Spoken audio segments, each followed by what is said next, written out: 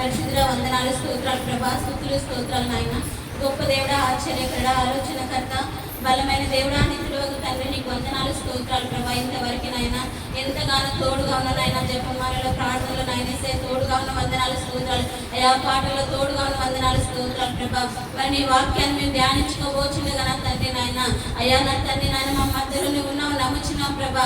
మా ప్రార్థనలు నువ్వు ఎంతగానో ఆలపిస్తున్నావు, నమ్ముచున్నాం ప్రభా.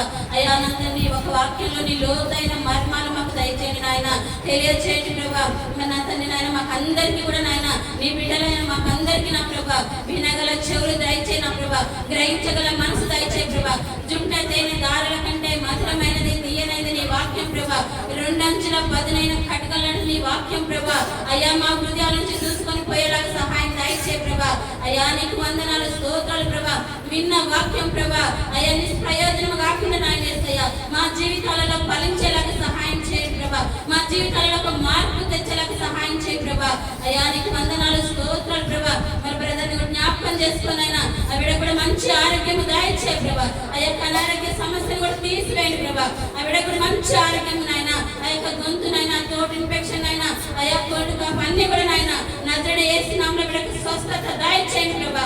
అయ్యా నీకు వందనాలు, స్తోత్రాలు ప్రభా. అయ్యా నన్ను కూడా కొట్టువే ప్రభా. నాకైతే ఏ యోగ్యత లేదు రాజా, ఏ తెలివి, ఏ జ్ఞానం లేదు నాయన, ఏంటికి పనికి రాని దాని కానీ ప్రభా.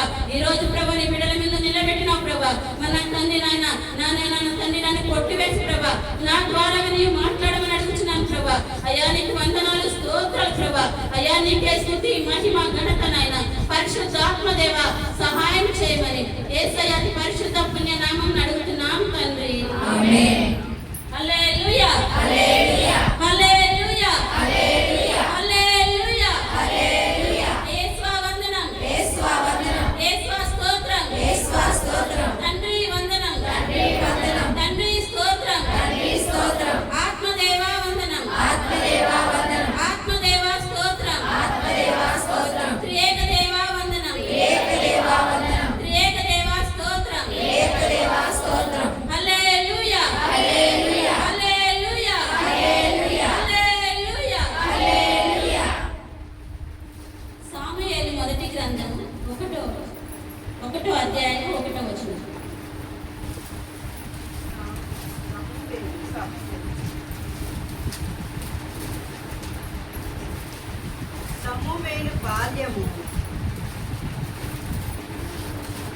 సమూయేలు బాల్యం. ఎఫ్రాయిము పర్వత సీమలో రామతైమ్ సోఫీము అను పట్టణము కలదు. ఆ పట్టణమున ఎల్కానా అనునతడుండెను. ఎల్కానా ఎఫ్రాయిము తెగకు చెందిన సూపు కుమారుడు. సూపు తోహు కుమారుడు. తోహు ఏలీహు కుమారుడు. ఏలీహు యెరోహాము కుమారుడు. ఎల్కానాకు హన్నా, పెన్నిన్నా అను భార్యలిద్దరు కలరు. పెన్నిన్నకు బిడ్డలు కలరు, కానీ హన్నకు సంతానము లేదు. ఇక్కడ ఎఫ్రాయిము ప్రాంతంలో ఒక వ్యక్తి ఉన్నాడనమాట. ఎల్కానా అనే వ్యక్తి ఉన్నాడు. అతనికి ఇద్దరు భార్యలు ఉన్నారు. పెద్ద భార్య పేరు హన్నా, చిన్న భార్య పేరు పెనిన్నా అన్నమాట. పెనిన్నా అయితే ఈ పెనిన్నాకు పిల్లలు ఉన్నారు, కానీ హన్నాకు సంతానం లేరండి. చదువు. ఎల్కానా ఏటేటా షిలో నగరమునకు వెళ్ళి సైన్యములకు అధిపతి అయిన యావేను ఆరాధించి బలులు అర్పించుచుండెను. ఏలీ కుమారులైన హోఫ్ని, ఫినెహాసు అనువారు ఆ రోజులలో యావే యాజకులుగా నుండిరి. ఆ రోజులలో వాళ్ళకు ఒక ఆచారం ఉందన్నమాట. సంవత్సరానికి ఒకసారి పోయి దేవుడు చేసిన మేలులకి కృతజ్ఞతగా ఆ యొక్క ఆలయంలో బలులు సమర్పించేవాళ్ళు అనమాట. కానుకలు సమర్పించే ఆచారం ఉందన్నమాట. కుటుంబంతో కూడా మొత్తం కూడా కలిసిపోయి అక్కడ దేవుడి సంవత్సరం అంతా చేసిన మేలులకి దేవుడికి కానుకలు అర్పించి, బలులు అర్పించి, ఆయన కృతజ్ఞతలు అర్పించి తిరిగి వచ్చేవాళ్ళు అనమాట. అదే రీతిగా ఈ ఇద్దరు భార్యలను హన్నాను, పెనిన్నాను తీసుకొని ఈ ఎల్కానా కూడా ఆ దేవాలయానికి వెళ్ళాడనమాట. ఒక మారు ఎల్కానా యథాప్రకారముగా బలి అర్పించెను. అతడు బలి అర్పించినప్పుడు పెన్నినకును ఆమె కుమారులకును కుమార్తెలకును నైవేద్యము భాగములు ఇచ్చుచుండెను. హన్నాకు మాత్రము ఒక భాగమే వసగడివాడు. అతడు హన్నాను అధికముగా ప్రేమించినను ఆమె గొడ్రాలు కావున అటుల చేసేటివాడు. ఇది ఈ ఎలక్ట్రానాకి ఏంటంటే అన్నా మీద ఎక్కువ ఇష్టం ఉండేదంట. కానీ ఆ యొక్క బలి అర్పించినప్పుడు వాళ్ళకి ఆ భాగాలు వస్తాయి కదా, ఆ యొక్క దహన బలులు అర్పించిన వాళ్ళ గొర్రెలు పేకలు అయితే అర్పించేవాళ్ళమంట. ఆ బలులు అర్పించినప్పుడు పెళ్ళినాకు పిల్లలు కుమారులు కుమార్తెలు ఉన్నారు కాబట్టి వాళ్ళకి ఎక్కువ భాగాలు ఎక్కువ పోయేదన్నమాట. ఈ హన్నాకు మాత్రమే ఒక్కతే కాబట్టి ఈమెకు ఒక్క భాగమే వచ్చేదన్నమాట. అలాగ ఒక్క భాగమే వచ్చి పెళ్ళినాకు ఎక్కువ భాగాలు పోయినప్పుడు ఈ పెళ్ళినంట అన్నాన్ని చూసి ఏంది నీకే నేను ఇట్లా అట్లా ఒక చిన్న చూపుగా చూసేదన్నమాట. ఈ ఎలక్కాన మాత్రం అన్నాన్ని ఎంతగానో ప్రేమించేవాడని వాక్యం సెలవిస్తుంది. చూద్దాం. ప్రభువు హన్నాకు బిడ్డలను ప్రసాదింపకపోవుటచే సవిత కూడా ఆమెను ఎగతాళి చేసి ఏడ్పించుచుండేది. ఏటేటా ఇట్లే జరుగుచుండేది. వారు యావే మందిరమునకు పోయినప్పుడల్లా సవిత హన్నాను దెబ్బ పొడిచెడేది. అందుచే హన్న చాలా దుఃఖించి ఆహారము తినుట మానివేసేది. ఇలా ఉన్నప్పుడు వాళ్ళు ఏటేట అట్లా పోయినప్పుడు ఇంటికి వచ్చినాక నాకే ఎక్కువ భాగాలు వచ్చినాయి, నీకు ఒక్క భాగం వచ్చినాయి, నా సవిత ఏం చేస్తుందంట ఇవన్నీ ఎత్తి పొడుస్తూ ఉండేదంట. ఇలాగ ఎత్తి పొడుస్తున్నప్పుడు ఈ హన్న చాలా దుఃఖిస్తూ బాధతోటి వేదనతోటి ఉండేదంట. అలా వేదనతోటి బాధతోటి ఉన్నప్పుడు మనమైతే ఏం చేస్తామంటే వాళ్ళకో వీళ్ళకో పోయి చెప్తుంటాము, లేదంటే దేవుడు నాకు ఎందుకు ఇట్లా చేసిందని దేవుణ్ణి నిందిస్తాం, లేదంటే ఆ యొక్క పెనిన్నా మీద అదో ఇదో ఎత్తి మళ్ళీ దాని గొడవ పెట్టుకోవడానికి ట్రై చేస్తామంట. అన్న మాటలకి మనం ఎదురు చెప్పి ఆమె మీద గొడవ పెట్టుకోవడానికి చూస్తామంట. కానీ అన్న ఏమి కూడా చేయకోకుండా ఆ యొక్క ఏడుస్తూ బాధపడుతూ దుఃఖిస్తూ ఉందంట. ఆ సమయంలో ఆమె భర్త కూడా వచ్చి ఆమెని ఓదార్చుతుండేవాడు అనమాట. ఓదార్చుతున్నప్పుడు ఆమెకి ఓదార్పు అనేది కలగట్లేదు. ఆమె ఎంతో మనోవేదనతోటి ఎంతో భారంతో ఆమెకి ఎన్ని కష్టాలు వచ్చినా కూడా జీవితంలో ఆమె బాధ ఆమె అనుభవిస్తూ ఉందనే వాక్యము సెలవిస్తుందన్నమాట. అప్పుడు ఎల్కానా, హన్నా, ఈ ఏడుపు ఈ దిగులు ఎందుకు? భోజనము మానివేయనేలా? నేను నీకు 10 మంది కుమారుల కంటేను ఎక్కువ కానా అని ఆమెను ఓదార్చేవాడు. హన్నా ప్రార్థన. వారు షిలో వద్ద బలి అర్పించి భోజనము భుజించిన పిమ్మట మరియు పానీయము సేవించిన పిమ్మట హన్నా లేచి యాజకుడైన ఏలి ఆడే స్తంభము చెంత ఆశీనుడై ఉండగా హృదయ వేదనతో ఆమె కన్నీరు మున్నీరుగా ఏడ్చుచు ప్రభువును ప్రార్థించు. ఈ అన్న ఏం చేసిందంట, ఆ దేవుని ఆలయానికి పోయి బాగా ఏడుస్తుందన్నమాట. ఏ మనుషులకు చెప్పుకోలేదు, ఎవరి మీద చికాకు పడలేదు, ఎవరి మీద గొడవ పడలేదు, నాకు ఎందుకు ఇట్లా జరిగిందని దేవుడి మీద కూడా గొడవ పడలేదు. కానీ ఆమె ఆ తండ్రి సన్నిధిలోకి పోయి ఆ సమస్య తీరే వరకు ఆయన సన్నిధిలో ఆమె వేదన రోదనంతా కూడా ఆయన సన్నిధిలో కుమ్మరిస్తుందన్నమాట. మన జీవితంలో కూడా మనకి ఎన్నో సమస్యలు వస్తాయి, ఎన్నో బాధలు రావచ్చు, మన పిల్లల వల్ల, మన కుటుంబంలో ఆర్థిక ఇబ్బందులు రావచ్చు, అనారోగ్య సమస్యలు రావచ్చు. అవన్నీ వచ్చినప్పుడు మనం కుంగిపోయి అంతే కూర్చోకుండా ఈ అన్న అయితే ఏ విధంగా దేవుని మందిరంలోకి పోయి ప్రార్థన చేసిందో, ఆ ప్రార్థన చేసినప్పుడు దేవుడు ఆ ప్రార్థన ఎలాగ ఆలపించిందో మన జీవితంలో కూడా వచ్చేది. ప్రతి ఒక్క కష్టంలో కూడా మనం వాళ్ళకి వీళ్ళకి ముచ్చట్లు చెప్పుకోవటము, కుంగిపోయి ఏడ్చుకుంటా బాధపడి మనోదుఃఖం కలిగి ఆ విధంగా ఉంటే మనకు సమాధానం రాదు. కానీ మనం ఆ తండ్రి సమక్షంలోకి పోయి మన బాధ ఏముంది, మన వేదన ఏముంది, మనకి ఏ సమస్య ఉంది మన కుటుంబంలో, మన బిడ్డల కోసమా, మన భర్తల కోసమా, మన ఆర్థిక ఏదన్నా కూడా మన తండ్రి సమక్షంలో మనం మొరపెట్టుకున్నప్పుడు అన్నలాగా వేదనగా రోదనగా ప్రార్థించినప్పుడు దేవుడు తప్పగా కూడా మనకి సమాధానం ఇస్తాడు. ఆయన నేను సిద్ధంగా ఉన్నాడు. నా బిడ్డలు ఎప్పుడు నా చెంతకు వస్తారా? వారం చేత అలసి ఉన్న సమస్త జనులారా నా చెంతకు రండి అని మన తండ్రి మనల్ని పిలుస్తుంది. చేతులు చాచి పిలుస్తుంది అనమాట. ఆయన చిత్తంలో కాచి ఉంటుంది. ఆయన కునికి నిద్రపోని దేవుడు. నా బిడ్డలు ఎప్పుడు నా చెంతకు వస్తారా? అప్పుడు నేను వాళ్ళకి సహాయం చేయాలని మన తండ్రి చూస్తుంది. కానీ ఈ లోకం వైపు చూస్తున్నాం మనం, దేవుడి వైపు అసలు చూడట్లేదు. లోకం వైపు చూసి వాళ్ళకి వీళ్ళకి చాలా అది ఇదని చెప్పి మనం బాధపడుతున్నాం. కానీ మనం దేవుడి వైపు చూసినట్లయితే దేవుడు తప్పక ఇవ్వగల దేవుడు. మన దేవుడికి శక్తి లేదా? మన దేవుడు సహాయం చేయలేడా? చేస్తాడు కదా. మన దేవుడు ఉన్నవాడన్నమాట, చాలా గొప్పవాడు. ఆయనకు అసాధ్యమైనది ఏది కూడా లేదు. ఆయన 6 రోజులలోనే మనంతా సృష్టి అంతా కూడా సృష్టించిన సృష్టికర్త అన్నమాట. ఈ సృష్టికి మొత్తానికి ఆయనే కర్త. అంత గొప్ప దేవుడు. మన చిన్న సమస్య, మనకి ఏ సమస్య ఉన్నా కూడా ఆయన దృష్టిలో అది చాలా చిన్నది. అసలు మన జీవితమే మన 1000 ఏళ్ళైనా ఒక్కరోజు ఆయనకి సమానం. కాబట్టి మనం అసలు ఒక అనువంతం వల్ల మనకు ఒక గుర్తింపు కూడా లేదు ఆయన సన్నిధిలో. ఆయన అంత గొప్పవాడు అన్నమాట, అంత పవిత్రుడు, అంత ఉన్నతుడు. ఆయన కూడా మనం ఏది మొరపెట్టుకున్నా కూడా మనం అయితే దాన్ని నమ్మకంతో మొరపెట్టుకోవాలి. ఈ అన్న అనుకుంది, నా తండ్రి సమక్షంలో పోయి నేను మొరపెట్టుకున్నప్పుడు ఆయన తప్పక నాకు సంతానం ఇస్తాడు, గర్భఫలం ఇస్తాడు, బహుమానం ఇస్తాడు అని చెప్పి ఆమె ఆశతోటి పోయిందన్నమాట. ఆశతోటి పోయి ఆ తండ్రి సన్నిధిలో మొరపెట్టుకున్నప్పుడు ఆశపడ్డ ప్రాణాన్ని మన దేవుడు తృప్తిపరిచే దేవుడు అన్నమాట. మనం ఆశతోటి అడగాలి, అడిగింది పొందుకున్నామని నమ్మాలి. మనం అడిగి ఏమో అడిగినాం కానీ అవుతారు కాదని అపనమ్మకంతో ఉంటే అవుతుందండి కాదు. మనము ఆశతోటి అడగాలి, అవుతుందని నమ్మకంతో అడగాలి.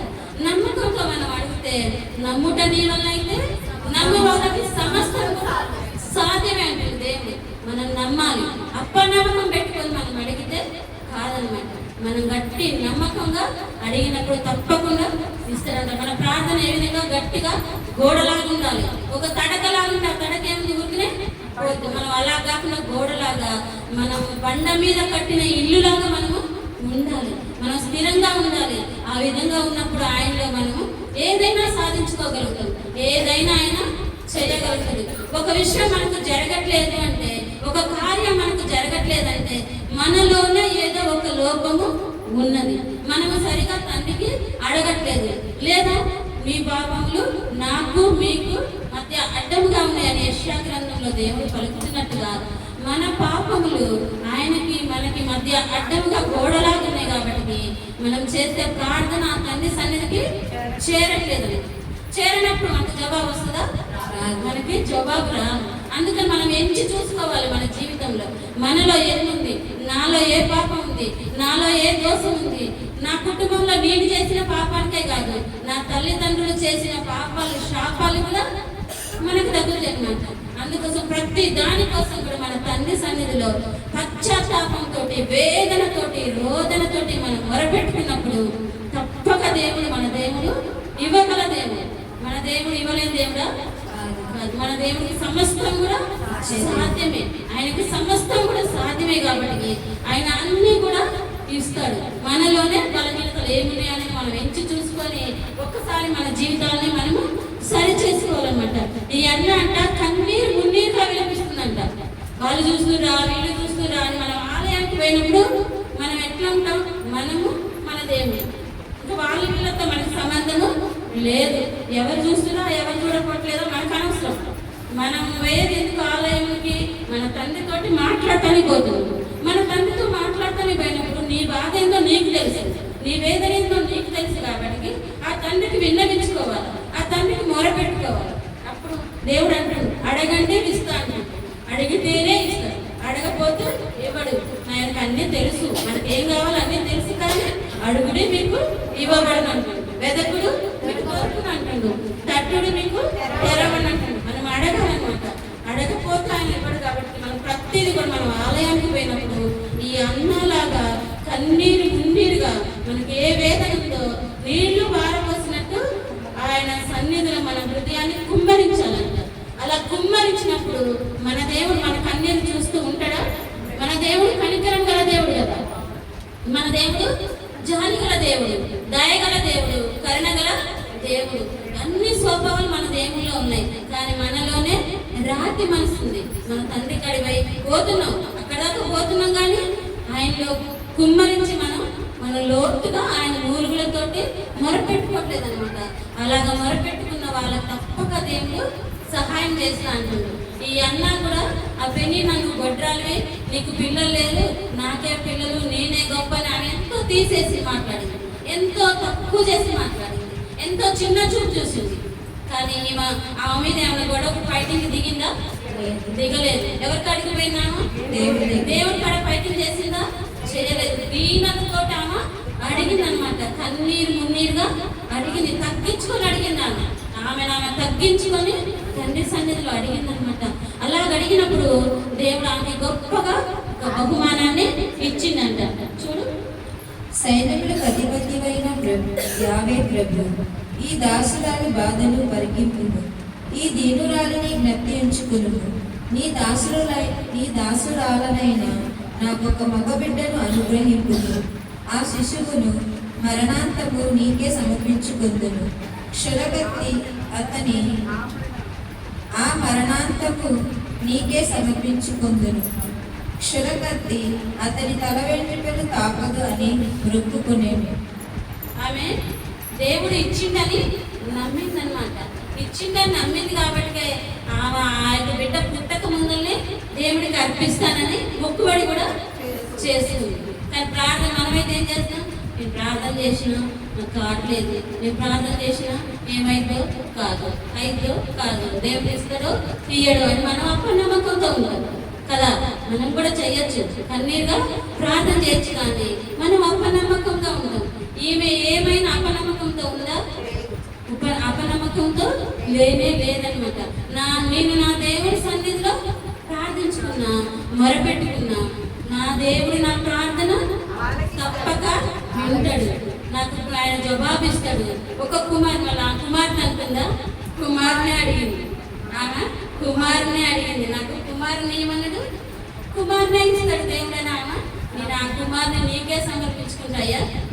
మరి నాన్న కూడా చనిపోయేంత వరకు కూడా నీ సేవ చేస్తాడు నా కొడుకు అని చెప్పి ఆమె అంత పర్టికులర్గా దేవుడి సన్నిధిలో అడిగిందనమాట. మనం కూడా ప్రతిదీ కూడా ఆ విధంగా అడగాలి. అది చిన్నదే కావచ్చు, పెద్దదే కావచ్చు, ఏదైనా కావచ్చు, మనం ఆయన సన్నిధిలో అడగాలి. ఆయనకి మొక్కుబడి చేసిందామా, నువ్వు నాకు కుమారుని ఇస్తే ఆ కుమారుని నీకు ఇస్తానని మొక్కుబడి చేసింది. ఆమె ఆశను బట్టి, ఆమె చేసిన ప్రార్థన బట్టి, ఆమె కన్నీని బట్టి దేవుడు ఆమెకు ప్రతిఫలం ఇచ్చాడంట. హన్నా ఈ రీతిగా ప్రభు ఎదుట ప్రార్థించుచుండగా యాజకుడైన ఏలి ఆమె ముఖమును పరిశీలించుచుండెను. హన్నా హృదయమునందే ప్రార్థన చేసుకొనుచుండెను. ఆమె పెదవులు కదలుచుండెనవి గాని నోటి నుండి మాట మాత్రము వెలువడుట లేదు. కావున యాజకుడైన ఏలి ఆమె తప్పత్రాగికై పెక్కి ఉన్నందుకొని కైపెక్కి ఉన్నందుకొని ఎంతసేపు ఇట్లు మద్దతుతో మసలేదవు, ఆ ద్రాక్ష సారాయిక వదిలించుకో అనేను. అందులకు అన్న, అయ్యా, నేను తీరని వేదతో బాధపడుచున్నాను. నీవనుకొనినట్లు నేను ద్రాక్ష సారాయమును గాని కైపెక్కించు మద్యమును గాని సేవింపలేదు. ఇంతవరకును ప్రభు ముందు మనసు విప్పి మాట్లాడుచున్నాను అంతే. ఈ దాసురాలు పనికి మాలినదని భావింపవలదు. మిగుల కోపతాపములతో హృదయము బ్రద్దలైపోవచ్చుండగా ఇంతసేపు ప్రభు ఎదుట మాట్లాడుచుంటినే గాని వేరేమీ కాదు అని ప్రత్యుత్తరం ఇచ్చించారు. ఏం చేసిందంట? ఆ యొక్క ప్రార్థన చేసిందనమాట. ఆలయంలోకి పోయి ప్రార్థన చేస్తున్నప్పుడు అక్కడ యాజకుడిగా ఉన్న ఏలి చూస్తా ఉన్నాడంట. ఈమె అందరూ వచ్చి అందరు వెళ్ళిపోయినా కూడా ఈమె ఈ విధంగా ఆ యొక్క అట్లనే పెదాలు కదులుతూనే ఉండ కానీ మాట పైకి కనిపించలేదంట. ఆ విధంగా తండ్రితోటి మదన పడుతున్నాము. ఆమె లోపల నుంచి బాగా స్తుతించుకుంటూ ప్రార్థిస్తుంది అనమాట. ఆ ఏలి ఇదంతా కూడా గ్రహించి ఇంకా ఆయన ఏం చేసినట్టు పోయి ఆమె కాడికి పోయి, అమ్మా ఉండలే, ఎంతసేపు ఈ మత్తులో ఉందో, ఇంకా మత్తు వదులుకో, నీ ద్రాక్షారసం, ఆ రోజులలో ద్రాక్షారసం తాగేవాళ్ళనమాట, నీ ద్రాక్షారసం మత్తు ఇంకా వదిలించుకొని చెప్పి ఈ యొక్క యాజకుడు చెప్తున్నమాట. ఏలి చెప్తున్నప్పుడు ఆమె అంటుంది, నేను ఏ మత్తు తాగలేదయ్యా, నేను ఏ మత్తు తాగి కూడా రాలేదు, నేను నా తండ్రి సన్నిధిలో ప్రార్థన చేసి ఉంటున్నా, కైపెట్టిన మత్యం కానీ ఏది కూడా తాగలేదు, కానీ నా తండ్రితోటి నేను మనసు విప్పి మాట్లాడుతున్నాను. ఆమె ఎలా మాట్లాడుతుంది? మనసు విప్పి మాట్లాడుతున్నాను. మనం కూడా మన తండ్రి సన్నిధిలో పోయినప్పుడు ఆ విధంగా అన్నలాగా మనసు విప్పి మాట్లాడాలి. అవతల వాళ్ళు ఎవరుండ్రా, ఏం చేస్తుందా అని మనం చూడని అవసరం లేదు. మనకి వాళ్ళ గురించి పోలేదు కదా, మన తండ్రి కోసం మనం పోయినాం కాబట్టి అదే విధంగా వేదన పడుతూ మనం ప్రార్థన చేయాలి. నేను మా ఆయన బతుకున్న రోజులలో ఇదే విధంగా గుళ్ళో ప్రార్థన చేసుకుంటూ ఉండేది. బాగా ఏడ్చుకుంటూ ప్రార్థన చేసేదాన్ని. అలా ఏడ్చుకుంటూ ప్రార్థన చేస్తున్నప్పుడు పక్కన ఉన్న వాళ్ళు ఒకరిద్దరు కూడా తర్వాత చాలా మంది అడిగారు. వేరే వాళ్ళు కూడా కొనుక్కునే వాళ్ళు. ఈ అమ్మాయి ఊరుగా అట్లా ఏడుస్తా ఉంటుందంట. నా బాధ ఏందనేది నాకు తెలుసు. నా బాధ ఎవరికి చెప్పుకోవాలో వాళ్ళకి నేను చెప్పుకుంటున్నాను. వాళ్ళు చూస్తున్నా, వీళ్ళు చూస్తున్నా, అసలు ఎవరి గురించి కూడా పట్టించుకునేదాన్ని కాదు. ఆ విధంగా మనం మా తండ్రి సన్నిధిలో మొరపెట్టుకున్నప్పుడు తప్పక సహాయం చేస్తానని చెప్పి అంటున్నమాట. అంతటా యాజకుడైన ఏలీ, అట్లయినా ప్రశాంతముగా పోయినము, ఇశ్రాయేలు దేవుడు నీ మనవి ఆలకించుగాక అని చెప్పాను. అంతటా హన్నా, అయ్యా, ఈ దాసురాలిని అనుగ్రహింపుడు, అదియే చాలు అని పలికి తన కావునకు వెళ్ళిపోయేది. ఆమె అన్నము తిన పిమ్మట దుఃఖము కూడా తీరిపోయేది. అలాగన్నప్పుడు అమ్మా, నువ్వు దేవుడి సన్నిధిలో ప్రార్థన చేస్తున్నట్టయితే నీ ప్రార్థన దేవుడు తప్పక ఆలకిస్తాడు. నీకు జవాబు వస్తుందమ్మా. ఇంకా నువ్వు సంతోషంగా దానిపై ఇంటికి వెళ్ళిపోమని యాజకుడి ద్వారా కూడా దేవుడు ఆశీర్వాదం ఇచ్చింది. ఆమెకు మాట్లాడినమాట, ఆమెతో మాట్లాడినప్పుడు ఇంకా ఆమె నమ్మింది కదా. నమ్మి ఏం చేసిందంటే ఇంటికి పోయి అన్నం తిని ఇంకా సంతోషంగా ఉందండి. ఆ బాధ, కన్నీరు అదంతా అక్కడే వదిలేసింది.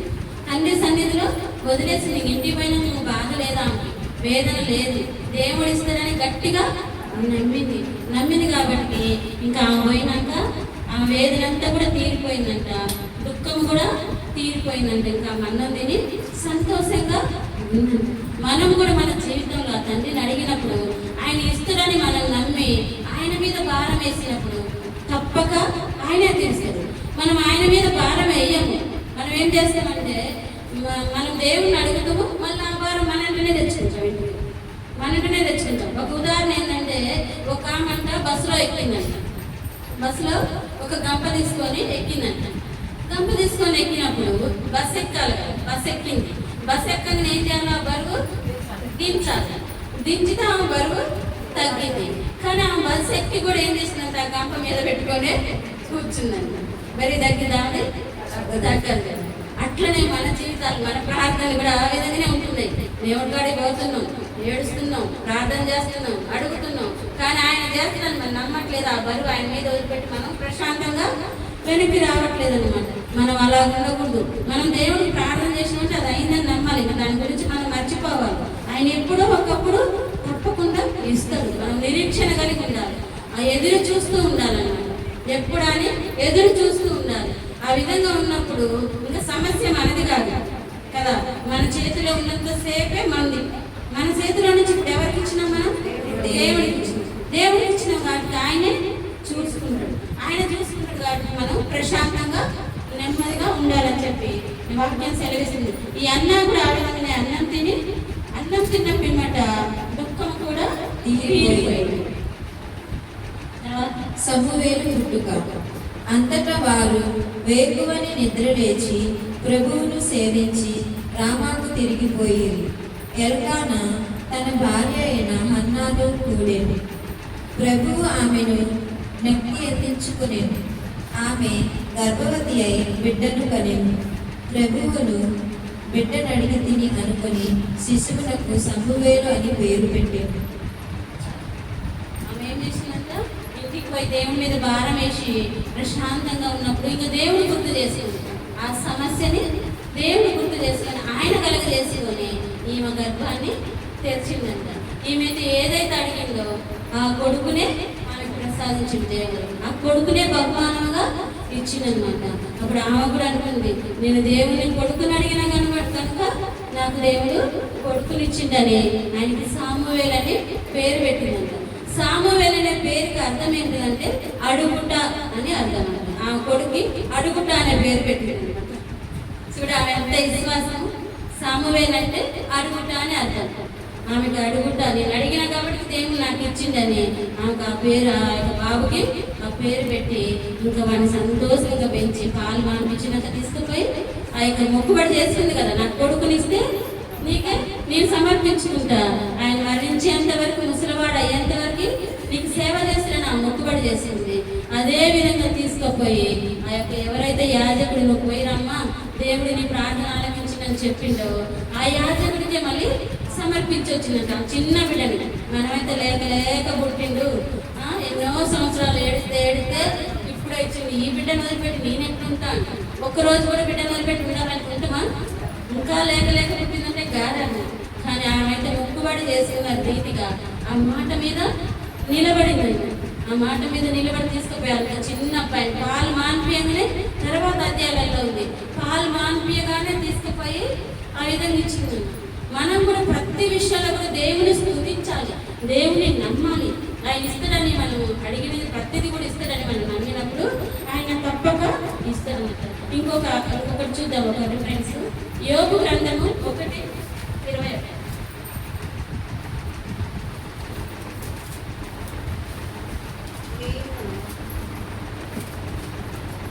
నేను దిగంబరులను గాని తల్లి కడుపు నుండి వెలువడి తిని, దిగంబరులను గాని ఇచ్చటి నుండి వెడలిపోయేదని. ప్రభు ఇచ్చెను, ప్రభువే తీసుకునేను. ప్రభు నామమునకు స్తుతి కలుగును కాక అని పలికెను. హల్లెలూయా, హల్లెలూయా, హల్లెలూయా, హల్లెలూయా, హల్లెలూయా, హల్లెలూయా. మనం ఏమైనా తీసుకొని వచ్చినమా? ఎవరైనా తీసుకొని వచ్చిరా? ఎవరు ఏమి తీసుకురాలేదు. మనం అందరం కూడా ఎట్లా వచ్చినాం? వట్టి చేతులతోటే. మనం ఎట్లా పోతాం? అది వట్టి చేతులతో పోతాం కదా. మనకి ఏదన్నా వస్తుందా? మనమ్మటి రాదు, ఏది రాదు. మరి మనకెందుకని ఇంత బాధ? మనకెందుకు ఇంత ఏదో చేయాలి, ఏదో సంపాదించాలి, ఏదో చేయాలని మనం చాలా వేదన పడి ఆలోచించి ఇప్పుడు ఏమొస్తున్నాయి మనకి? బీపీలు, షుగర్లు కదా, రకరకాల సమస్యలు. మనం ఏం చేస్తున్నాం? కొని తెచ్చుకుంటున్నాం అనమాట.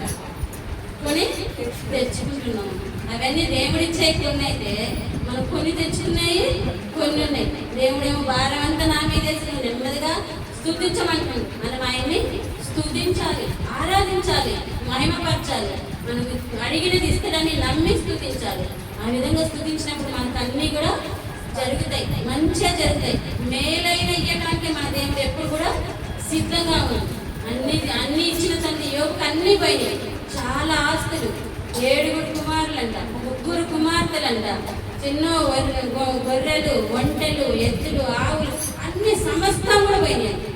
సమస్తం కూడా పోయినప్పుడు ఆ యోగు బాధపడ్డా? బాధపడలే. ఏమన్నాడు? దేవుడే ఇచ్చాడు, అన్ని దేవుడే తీసి కదా. కానీ భార్య కూడా ఆయన ఇసుకిచ్చింది. భార్య కూడా ఏం విశ్వాసం అయ్యా, ఏం ప్రార్థన అయ్యా, ఆయనలో ఉండి కూడా సాతాను శోధించింది. మనకి ఎన్నో శోధనలు వస్తాయి. మన ఇంట్లో వాళ్ళు కూడా ఏం ప్రార్థన, పొద్దుగుక్కులు ఏంది, ఊక ప్రార్థనకే పోతా ఉంటారు, ఊక ప్రార్థన చేస్తుంటాం, ఊక అదే అంటే ఉండాలి, ఎంతవరకు ఉండాలని ఎన్నో రకాలుగా అంటున్నాం. ఎన్నో రకాలుగా మనకి వస్తూనే ఉంటాయి. కానీ అవన్నీ మనం కూడా పట్టించుకోకూడదు. యోగు పట్టించుకుందా? లేదు. భార్య అన్నది దేవుని తిట్టలేదు. అన్ని ఇచ్చిండు, అన్ని ఆయన తీసుకుపోయిండు. మూర్ఖురాలాగా నువ్వు మాట్లాడొద్దని చెప్పి ఆ భార్య నోరు మూపించింది. ఆమె కోసం నేను ప్రార్థన చేసింది. తర్వాత అన్ని వచ్చినాక మరి భార్యను అసహించకుండా మళ్ళీ భార్యని దగ్గర తీసుకున్నమాట. ఆమె ఎంతో అసహించుకుంది, ఆయన తోసేసింది, ఆయన చాలా బాధ పెట్టింది భార్య. అయినా కూడా ఆయన బాధ పెట్టిందా? బాధ పెట్టలేదు. ఇంకా మళ్ళీ దేవుడు వాళ్ళని ఎంతగానో దీవించి పోగొట్టుకున్న దానికంటే 2 బహుమానం ఇచ్చిందండి. మన జీవితంలో ఇప్పుడు కష్టాలు ఉండొచ్చు, సమస్యలు ఉండొచ్చు. అవి మనం వేరు కోసమే కావచ్చు, మనకి ఏదో నేర్చుకోవటం కావచ్చు, మనకు దేవుడు 2 బహుమానం ఇవ్వడానికి కావచ్చు. మనకి ఇప్పుడు శ్రమ వచ్చిందంటే ఇప్పుడు ఉన్నదానికంటే మనం ఎక్కువ ప్రార్థన చేసినప్పుడు రెట్టింపు ఆశీర్వాదాలు మనకి వస్తాయి. నమ్మాలి. అన్నలాగా మనం నమ్మినప్పుడు దేవుడు తప్పక ఇస్తా అన్నాడు. రోమీయులకు రాసిన లేఖ 15వ అధ్యాయం 11వ వచనం. తిరిగి అన్యజనులారా మీరందరూ ప్రభువును స్తుతింపుడు, ప్రజలందరూ ఆయనను స్తుతింపుడు అనియు అదియే చెప్పుచున్నది. అటులనే పదవచనం మరలా అన్యజనులారా ఆయన ప్రజలతో ఆనందింపుడు. మనం ఏం చేయాలంట? ఆనందించాలంట. మనం ఏం చేయాలి? ఏడవాలి కానీ దేవుడి సన్నిధిలో పోయినప్పుడు ఏడవాలి. ఆయన కాడ ఏడవాలి కానీ మనుషుల కాడ అసలు మనం ఏడవకూడదు. మనం ఎవరివి? దేవుని బిడ్డ. దేవుని మన తండ్రి రారాజు ఆయన. మనం ఆ రారాజు బిడ్డలం, రారాణులు అనమాట మనం కదా. రాజు బిడ్డలు ఏమవుతారు? యువరాణి అవుతారు కదా. మనం కూడా మన తండ్రి రాజు అయినప్పుడు మనం యువరాణి. మనం ఏడవాలన్నా మనం ఏం చేయాలి? సంతోషించాలి. మన కష్టం వచ్చిన మన తండ్రి కాడ ఏడవాలి, అది వేరే విషయం. కానీ మనసుల కాడ మాత్రం మనం ఏడవకూడదు, సంతోషించాలి. దేవుడు ఏమంటాడు? ఆనందించుడి, మరలా చెప్తున్నాను ఆనందించుడండి. మనం ఆనందించాలని 2 సార్లు చెప్తుంది దేవుడు. కానీ మన మొక్కలలో సంతోషం ఉందా? బాధే. ఎంతసేపటికి ఏదో పోగొట్టుకున్నట్టుగా అలాగుంటాం. నేను కూడా ఎప్పుడు అట్టనే ఉండేదాన్ని. ఈ వాక్యం పదే విన్న కానించి ప్రభా నా మొక్క నుంచి తీసేయ, ఈ బాధ తీసేయ నాయన, నేను నవ్వేటట్టు చేయి, సంతోషంగా ఉండేటట్టు చేయని చెప్పి అది కూడా ప్రార్థించుకుంటున్నాను అనమాట. దేవుడు చెప్తున్నాడు, మళ్ళా చెప్తున్నాను మీరు ఆనందించినందుకు. మీరందరూ ప్రభుని స్తుతించాలి. మనం ఆనందించుకుంటా స్తుతించాలి. దేవుడు చేసిన మేలులకి స్తుతించాలి. 10 మంది కుష్టి రోగులు స్వస్థపరిచినప్పుడు దేవుని స్తుతించింది ఎంతమంది? ఒక్కడే వచ్చి దేవుని స్తుతించారు. మిగతా 9 మంది స్తుతించిరా? అందరికి నయమైంది కుష్టి వ్యాధి. 10 మందికి నయమైంది. కానీ దేవుని స్తుతించింది మాత్రం ఒక్కలే అన్నమాట. ఆ ఒక్కలలాగా మనమందరం కూడా ఉండాలని ఈ రాత్రికాల సమయంలో దేవుడు మనతో మాట్లాడుతున్నాడు. మనకు చిన్నదే కానీ పెద్దదే కానీ ఉదయం లేచిన దగ్గర నుంచి పడుకునేంత వరకు దేవుడు ఎన్నో మేలు చేస్తాడు, ఎన్నో గొప్ప కార్యాలు చేస్తాడు. మనం గుర్తించకపోయినా ఆయన కృప ఒక్క క్షణం లేకపోతే మనము జీవించలేదు. ఎన్నోసార్లు ఎన్నో భయంకరమైన సంఘటనలు మనకు వచ్చినాయి కదా.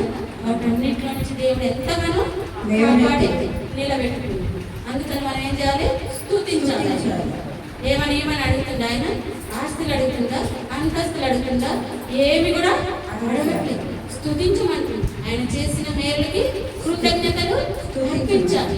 తెలివైన బిడ్డలకి మనము ఈ ఒక వాక్యాన్ని, మనం పొందుకున్న కృపని ఇంకా అన్యులైన బిడ్డలకి మనం సువార్తని పంచాలి, వాళ్ళకి తెలియచేయాలి. మనం ఏమైతే మాధుర్యం తెలుసుకున్నామో, మనం ఏదైతే చూస్తున్నామో అది వేరే వాళ్ళకు కూడా తెలియచేయమని దేవుడు చెప్తుంది. అంతకంటే ఎక్కువగా ఏమి కూడా అడగట్లేదు అనమాట.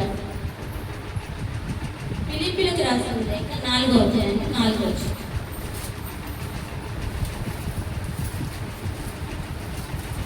ప్రభువునందు మీరు ఎల్లప్పుడూ ఆనందింపుడు, మరలా చెప్పుచున్నాను ఆనందింపుడు. అందరి ఎడల సాత్వికముగా ఉండుడు, ప్రభువు త్వరలో విచ్చేయుచున్నాడు. దేనిని గూర్చియు విచారింపకుడు.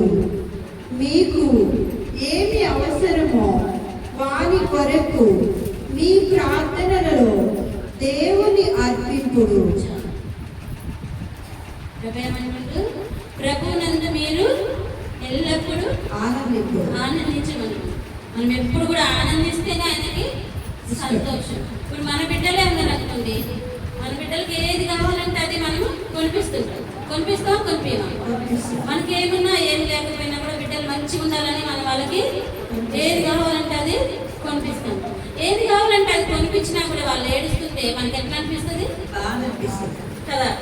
మేము ఏది కావాలంటే నేను తినకున్నా, నేను తాగిపోయినా, నాకు లేకపోయినా కూడా నా బిడ్డలు మంచిగా ఉండాలని, నా కొడుకు బాగుండాలని, నా బిడ్డ బాగుండాలని ఇస్తుంటే వీళ్ళు ఎప్పుడు కూడా ఏడుస్తుంటారు. మనకు బాధ కూడా ఉండదా? మన తండ్రి కూడా అదే విధంగా ఇంతగా నేను చేస్తున్నా కూడా నా బిడ్డలు ఏడుస్తుంటే ఆయన చాలా బాధ ఉంటుంది. ఎందుకంటే ఆ మార్తా మరియమ్మ ఏడ్చేటప్పుడు మన తండ్రి కూడా ఏడ్చిందని దేవుడు వాక్యం చదివిస్తున్నాడు. మనం సంతోషంగా ఉంటేనే మన బిడ్డలు సంతోషంగా ఉంటే మనకెట్లా ఇష్టమో అదే విధంగా మనం సంతోషంగా ఉంటాం మన తండ్రికి, మన పరలోకమైన తండ్రికి చాలా ఇష్టం అనమాట. మనం ఎప్పుడు కూడా సంతోషంగా ఉండాలన్నమాట. మళ్ళీ ఏమంటుండు ప్రభు అంట మన దగ్గరలోనే ఉండంట. ఆయన మన పక్కనే ఉంటాడు, మనకు సహాయం చేయడానికి ఎప్పుడు కూడా మన పక్కనే ఉంటాడు. కానీ మనం చూసుకోం, ఎక్కడో వాళ్ళు ఎవరెవరో గుర్తొస్తారు కానీ మన పక్కన ఉన్న మన దేవుడు గుర్తురాడు. ఆయన మన పక్కనే ఉంటాడంట. నా బిడ్డకి ఎప్పుడు అవసరమా, ఎప్పుడు పిలుస్తుందా. ఆ పడవలో శిష్యులు ఆ సముద్రం మీద ప్రయాణం చేస్తున్నప్పుడు దేవుడు ఉన్నాడా లేడా? యేసయ్య ఉన్నాడు కదా. యేసయ్య ఉన్నాడు. ఆ గాలి తుఫాను బాగా కొట్టి పడవ అటు ఇటు తొనికిసలు ఆడుతున్నప్పుడు యేసయ్య చూడట్లేదా? చూస్తుంది. కానీ లేచి మరి ఆపొచ్చు కదా, ఆపాలా కానీ ఆపలేదు. ఎప్పుడైతే ఈ పేదరు గారు ప్రభా మేము మునిగిపోతుంటే నీకు భయం లేదయ్యా, నీకు బాధ లేదా, ఏందయ్యా మేము మునిగిపోతున్నాం పేదరు గారు అడిగినట్ట కోపం అడిగినప్పుడు అప్పుడు తండ్రి లేచట గాలి తుఫాన్ని గద్దించింది. గాలి తుఫాన్ని గద్దించినప్పుడు సముద్రం అంతా కూడా నిమ్మలమైపోయింది. అంత అలజడి అల్లాల పడవ అటు ఇటు ఊరుతుందంట. అలాంటి పరిస్థితులు ఆయన అక్కడే పడుకొని నిద్రిస్తుందంట. నువ్వు నిద్రిస్తున్నావయ్యా, నీకు బాధ లేదా అని పేతురు గారు అన్నాడంట. బాధ లేదా మన తండ్రికి? బాధే ఉంది. కానీ వీళ్ళు అడుగుతున్నా అడగాలి. మనం అడుగుతామా అడగమని తండ్రి చూసుకుంటాడు అనమాట. మనం ప్రతిదీ కూడా అడిగినప్పుడు ఆయన మన పక్కనే ఉంటాడు. ఆ పడవలో ఏ విధంగా అయితే ఉన్నాడో శిష్యులతోటి, అదే విధంగా మనతో కూడా మన తండ్రి పక్కనే దగ్గరలోనే ఉంటాడన్నమాట. దేనిని గురించి కూడా విచారించవద్దు. దేనిని గురించి ఒక దాని గురించా మనకి ఎన్నో సమస్యలు ఉంటాయి, ఎన్నో రకాల సమస్యలు ఉంటాయి. కానీ వాటన్నిటి గురించి మీరు చింతించొద్దు, బాధపడద్దు అని చెప్పి దేవుడు సెలవిస్తున్నామట. ఏమి అవసరమో వాని కొరకు మీ ప్రార్థనలో దేవుని అర్థించి మీకు ఏది అవసరమో అది ప్రార్థనలో అడగండి. అడిగితేనే ఇస్తారు కాబట్టి మనం అడగాలి వదిలేసేయాలి. ఇంకా దాన్ని తప్పకుండా చూసుకుంటాం, ఆయన ఇస్తాడనమాట.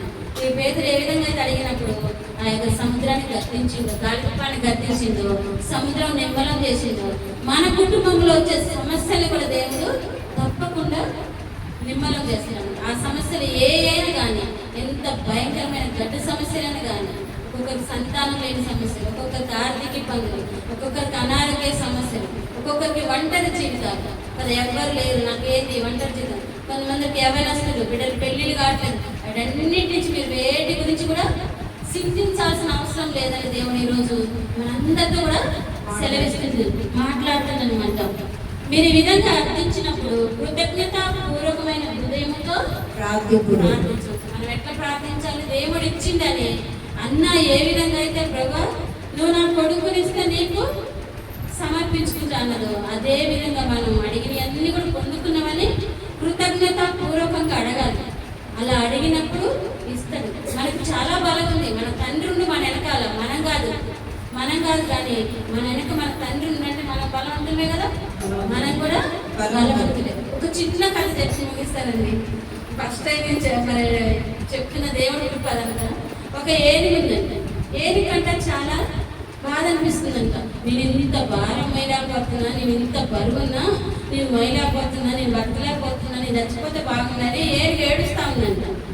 ఏనుగు ఏడుస్తా ఉంటే అప్పుడు ఒక చీమ వచ్చిందంట. చీమ వచ్చానంట. చీమ ఏనుగుతో అందంట, ఏనుగు నువ్వు ఎందుకు ఏడుస్తున్నావు అని ఈ చీమ ఏనుగు అడిగిందంట. అడిగితే నీకేమమ్మా నువ్వు బాగా చిన్నగా ఉన్నావు, ఎవరెక్కడ 10 డబ్బాలు దాచిపెట్టినా కూడా పోయి 10 డబ్బాలు ఎవరెక్కడ దాచిపెట్టినా కూడా పోయి దూరి మంచి కడుపుండా తిని వస్తావు, నీకు కొద్దిగా సరిపోతే నీకేం నీలాగా నేను లేనని నేడుస్తున్నా అని ఏనుగు అన్నదంట. అన్నాక సీమ పోయినాక మళ్ళీ ఒక దోమ వచ్చిందంట. దోమ ఎంత ఉంటుంది? చిన్నగా. కానీ ఏనుగంట ఏడుస్తా ఉందంట. మళ్ళీ ఏడుస్తుంటే ఎందుకు నువ్వు ఎందుకు ఏడుస్తావని దోమ అడిగినట్టు కథేనండి, ఊరికి అట్లా మన దాని గురించి చెప్తే. అయితే ఎందుకు ఏడుస్తాను అన్నప్పుడు నీకేందమ్మా నువ్వు బాగానే చిన్న గుణకు నీకు సూదు లాంటి ముక్కులు ఉన్నాయి, డాక్టర్ ఏమో అందరి సూదులు వేస్తే నీ ఇంటికి వచ్చినాక నువ్వు డాక్టర్ సూది వేస్తావు, ఇంటికి వచ్చి పడుకున్నాక ఆ డాక్టర్ నువ్వు సూది వేస్తావు, నీకేందమ్మా నువ్వు బాగా ఒక సూది పొడిచి తాగి కడుపు నింపుకుంటావు, మరి నేనే నేను బతకాలని అనిపించలేదు, నాకే చాలా కష్టం అని అది ఒక దోమతో కూడా చెప్పిందంట. ఆ తర్వాత ఏమైంది, ఒక చెట్టు వచ్చిందంట. ఆ చెట్టు మీద ఒక పావురం ఉందంట. వీళ్ళందరూ మాట్లాడుకునేది కూడా ఆ చెట్టు కిందనే అనమాట. ఆ చెట్టు మీద ఉన్న పావురం ఈ మాటలన్నీ కూడా వింటుందంట. వింటూ వచ్చిందంట. వచ్చి అడిగిందంట, ఏందమ్మా ఏనుగు, నువ్వు ఇందాక నుంచి ఏమేమో మాట్లాడుతున్నావు, నీ బలం నీకు అసలు తెలియదు. ఈ ఊర్లో ఉన్న చీమలన్నీ వచ్చి ఈ చెట్టు మీదకి వచ్చిన, ఈ ఊర్లో ఉన్న ఈ దోమలన్నీ వచ్చి ఈ చెట్టు మీదకి వచ్చిన, ఈ ఊర్లో ఉన్న పక్షులన్నీ వచ్చి ఈ చెట్టు మీద వాలినా కూడా ఆ చెట్టుని ఏర్లతో సహా పెకిలించగలదు. ఏర్లతో సహా పెకిలించే బలం దేవుడు నీకు ఇచ్చిండు. నీ బలం నీకు తెలవట్లేదు, నీ బలము నీకు తెలవట్లేదు కాబట్టి నువ్వు ఏడుస్తున్నావు అని చెప్పి ఆ పావురము ఆ ఏనికి చెప్పింది కదా. అందులో నీతి ఏంటిది, అర్థమేంటి? మన బలం మనకి తెలియట్లేదు. మనం ఒక చీమకెళ్ళి చూసి, ఆ పక్కింటి ఆమెకెళ్ళి చూసి, ఈమెకెళ్ళి చూసి, వాళ్ళు బాగుంటారు, వీళ్ళు బాగుంటారు, వాళ్ళకి అది ఉంది, వీళ్ళకి ఇది ఉంది, నాకేం లేదే, నాకేంది బాధలు, నాకేంది సమస్యలు అని మనము బాధపడుతుంటాం. కానీ వాళ్ళకంటే ఎక్కువగా దేవుడు మనకి ఇచ్చిందని మనకి తెలియదన్నాం. మనది మనకు తెలియక వాళ్ళ మీద వీళ్ళ మీద చూసుకొని మనం అది ఏడవడే సరిపోతుంది. కానీ మన బాధ మనకి తెలియదు. మనకందరికీ ఆయన ఈ ప్రపంచంలోని సమస్తాన్ని కూడా సృష్టించిన సృష్టికర్త. ఎవరికి ఏది అవసరం ఆయనకు అన్నీ కూడా తెలుసు. మనందరి పేర్లు ఆయన అరిచేతిలో రాసుకుందంట, ఆయన జీవ గ్రంథంలో రాసుకుందంట. మనం అడగక ముందల్ని ఆయనకి తెలుసట. మనం అడగాల్సిన పని లేదు, అడగక ముందనే తెలుసు, కానీ అడగాలి. ఆ విధంగా తండ్రి మనల్ని అంతగా ప్రేమిస్తుంది. ఆయన మనల్ని ప్రేమిస్తుంది కాబట్టి మన మధ్యలో జన్మించింది. ఆ యొక్క పరలోక మహిమనంతా కూడా వదిలేసుకొని వచ్చి ఆయన మన మధ్యలో జీవించింది, మన మధ్యలో శ్రమలు అనుభవించింది, మన మధ్యలో బాధలు అనుభవించింది. మనం ఆయనలాగా జీవించి ఆయనలాగా మనం కూడా నిత్య రాజ్యాన్ని చేరుకోవాలని ఆయన యొక్క ఆశ, ఆకాంక్ష. మనందరి గురి కూడా గమ్యం కూడా ఆ పరలోకం అయిపోయి ఉండాలి. ఆ పరలోక రాజ్యాన్ని ఈ లోకంలో మనం జీవించేది ఒక 70 సంవత్సరాలు, లేదంటే ఒక 90 సంవత్సరాలు, 100 సంవత్సరాలు. అంతకంటే ఎక్కువైతే మన జీవితం జీవించలేదు. అది కూడా మంచిగానే జీవిస్తాం కదా. ఇష్టం వచ్చిన జీవితం జీవిస్తే మధ్యలోనే పోతాం, లాస్ట్ దాంట్లో ఉండలేమన్నమాట. అలాంటి పరిస్థితుల్లో మనకు ఆ తండ్రి కాడి పోయినాక అక్కడ నిత్య రాజ్యం, అది 1000 ఏళ్ళ కాలం అన్నమాట. అక్కడ మనకు ఆకలి దప్పులు ఉండవు, ఏడుపులు ఉండవు, ఏదలు ఉండవు, ఏవి కూడా ఉండవు అనమాట. దానికోసము మన ముందున్న ఈ కొద్ది సమస్యని, ఈ కొద్ది శ్రమలని మన తండ్రి సన్నిధిలో ప్రార్థించుకొని కృతజ్ఞతాస్తుతులు చెప్పుకొని మనం సంతోషంగా జీవించడం మన తండ్రికి ఇష్టమంట. మనం ఎప్పుడు గొనిగే వాళ్ళలాగా ఉండకూడదు, ఏడ్చే వాళ్ళలాగా ఉండకూడదు అనమాట. మనకి ఏమి కావాలో మన తండ్రికి తెలుసు కాబట్టి ఆయన ఇస్తాడు. ఇప్పుడు ఒకళ్ళు ఇవ్వలేదనుకోండి, మన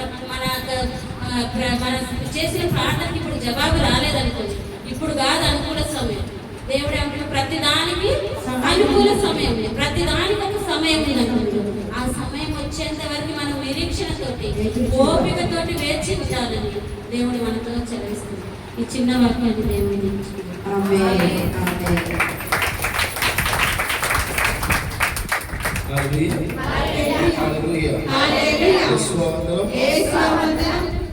బలమేందో మనకి ఈరోజు నిరూపించబడ్డ. హల్లెలూయా, హల్లెలూయా, హల్లెలూయా. గొప్ప వాక్యాన్ని మనందరికి పంచిన ఆత్మల కుటుంబాన్ని దేవుడు ఆశీర్వదించునుగాక, ఆశీర్వదించునుగాక, ఆశీర్వదించునుగాక, ఆశీర్వదించునుగాక. హల్లెలూయా, హల్లెలూయా, హల్లెలూయా.